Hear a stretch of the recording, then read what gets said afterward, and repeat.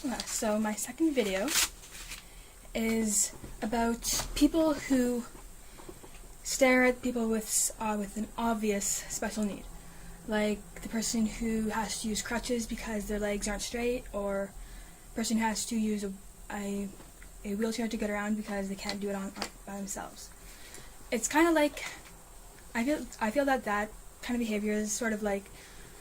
how when you see someone who you think is strange or scary, you do everything you can to avoid them, like cross the street,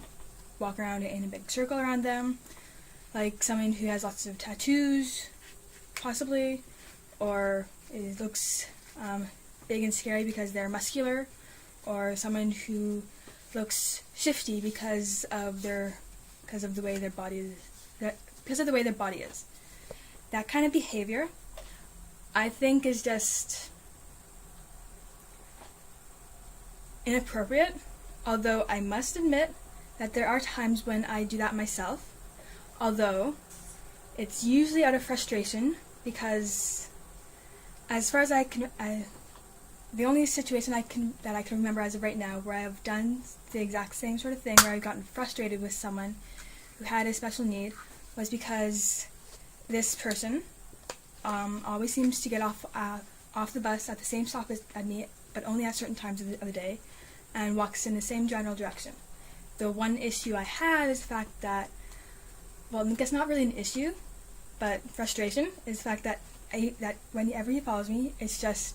sounds like he's trying to talk to me, but he's talking to himself, so I get confused, and then unfortunately I get annoyed because it's consistent. And I know it's not his fault, and it's not something that I should hold against him, but it's just something that happens. Something I have been working on, and I know that I'm getting better at it, not being annoyed or frustrated by someone else's behavior. So seeing as how I obviously know that it's not such an easy thing to get over, I can kind of understand why people do it, but I still don't think that it's right or even humane to do that to someone. So even though I abhor that kind of behavior, I will be the first to admit that there are times when I have done it myself. So to those of you watching, what sort of, I guess, alternative ways do you think can be used to react to people who have an obvious special need, without reacting out of frustration, anger,